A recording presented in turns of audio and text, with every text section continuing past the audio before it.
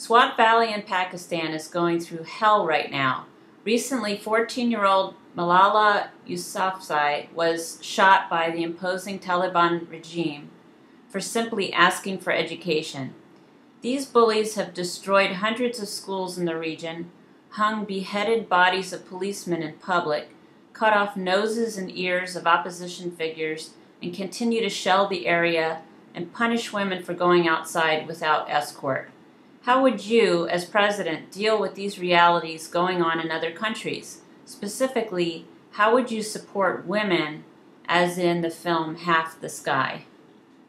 Well, I can guarantee I wouldn't do it through drones in the sky that blow up families and innocent people without trials. And the way we conduct business, I think, is criminal, and I think President Obama should be arrested as such. I think this is bizarre what we allow to go on, this mass murder. For what are we over there again for? Oh, I think it's the $1 trillion in minerals that are in Afghanistan. That's why we're there. This has nothing to do about educating girls. This has to do about putting the biggest mineral extraction corporations that are going to turn Afghanistan into a gigantic mine site. That's what this is all about, not the education of girls. Let me also say that people have been trying to invade Afghanistan for centuries. The Mujahideen that we now call the Taliban, it's the same people. They don't like foreigners, and I can understand why. They speak with a forked tongue. We're there not to help them, but to steal their resources and contaminate their country like we've done our country.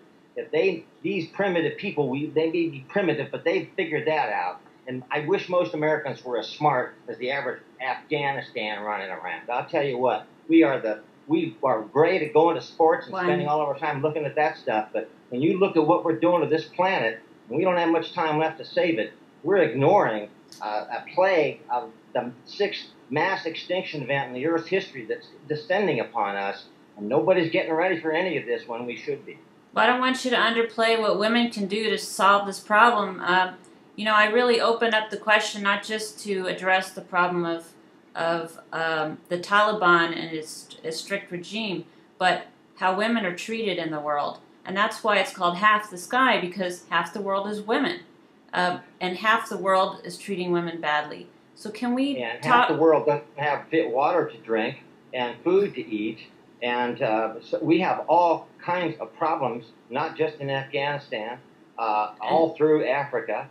Everywhere you look, we are a heavily overpopulated planet.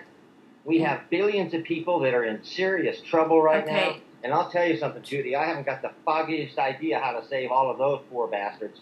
I can tell you this much, though, our own country's in serious trouble, and we're doing nothing to get ready for what's coming. I just read that the apple crop has collapsed. The corn crops are collapsing.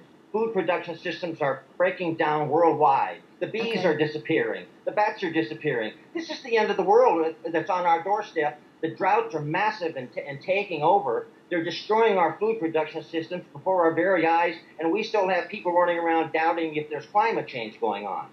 This is craziness to the extreme. It's like a nuclear war happening in slow motion. We don't have a lot of time left to get onto a solar hydrogen economy with wartime speed that will then power these hydroponic indoor food production systems in every community.